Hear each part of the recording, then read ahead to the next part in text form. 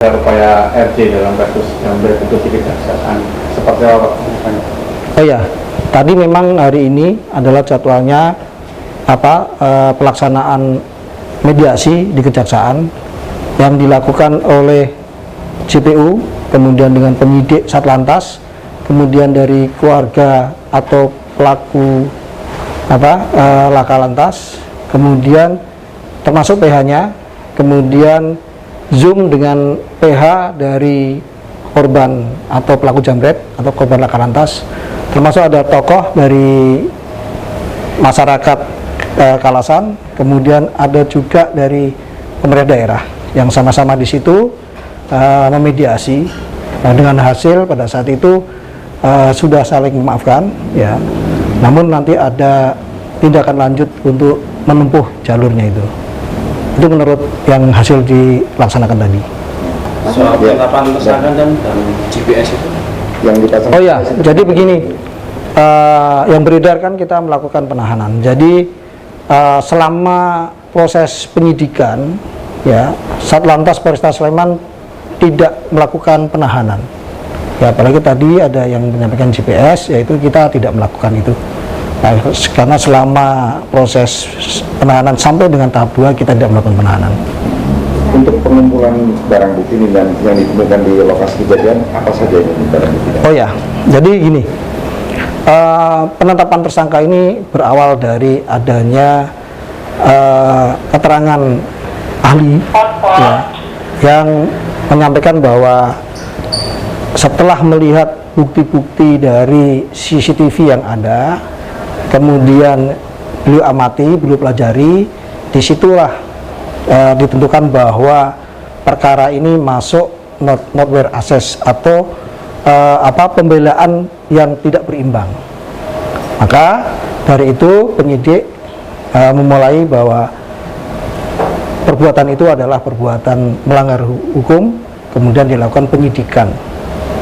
Nah, penyidikan itu juga kita sudah menunggu proses mediasi yang kita lakukan, menawarkan kepada para pengacara masing-masing untuk atau PH masing-masing untuk dilakukan mediasi dengan baik. Tapi karena tidak ada hasil titik temu, maka proses ini tetap dilanjutkan karena dari pihak korban PH-nya menanyakan terus kepada kita. Pak, untuk bisa kronologis kecelakaannya seperti apa sih sebenarnya itu? Di medsos itu tidak ada senggolan, tapi gimana? Oh ya, jadi kita ulangi lagi kronologisnya, ya. Itu bulan April ya, itu ada ibu-ibu yang naik motor, kemudian dijambret oleh 2 pelaku menggunakan sepeda motor dengan mengiris tali tas selempangnya itu kemudian dibawa lari. Nah, pada saat lari ternyata di sebelahnya ibu itu ada pengendara mobil yang kebetulan suaminya melihat istrinya yang sedang dijambret, maka suami itu melakukan pengejaran. Nah, pada saat melakukan pengejaran, pertama adalah dipepet, kemudian kena bodi kendaraan sebelah kiri, namun bisa meloloskan. Nah, setelah lolos, kemudian masih dikejar. Setelah dikejar, sepeda motor tersebut ditabrak dari belakang sehingga terpental, menabrak tembok. Kemudian korban terpental dua-duanya meninggal di tempat. Untuk penetapan tersangka ini sebenarnya kapan, Pak? Penetapan tersangka dilakukan bulan September, ya. Jadi selama kejadian itu sampai dengan proses penetapan tersangka sampai dengan tahap 2, alhamdulillah ya, selama itu sebenarnya tidak ada komplain dari pihak yang kita jadikan tersangka. Pak, ini kan ada info dipanggil DPR nih Pak, ya, Polresta Sleman. Itu tanggapannya seperti apa Pak? Ya, kita apabila diminta untuk memberikan keterangan, ya kita akan sampaikan seutuh-utuhnya di sana. siap ya Pak? Siap.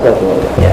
Dan kenapa pihak tersangka ini tidak dilakukan penahanan dan Oh ya, jadi kenapa tidak dilakukan penahanan? Karena berdasarkan surat permohonan dari pihak tersangka ini dengan jaminan istrinya, dia melakukan permohonan untuk tidak dilakukan penahanan.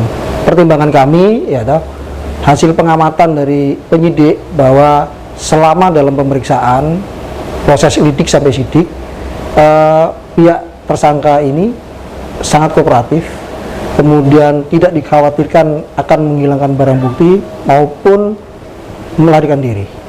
Jadi dasar itu makanya kita tidak melakukan penahanan.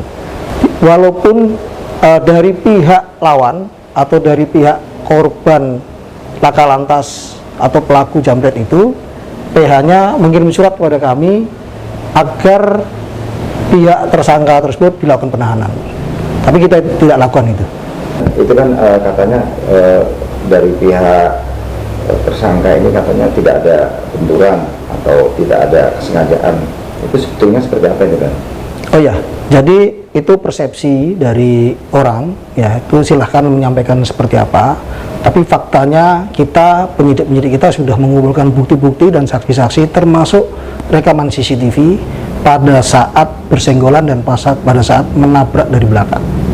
Kita lampirkan semua dalam berkas dan kita sudah serahkan ke kejaksaan.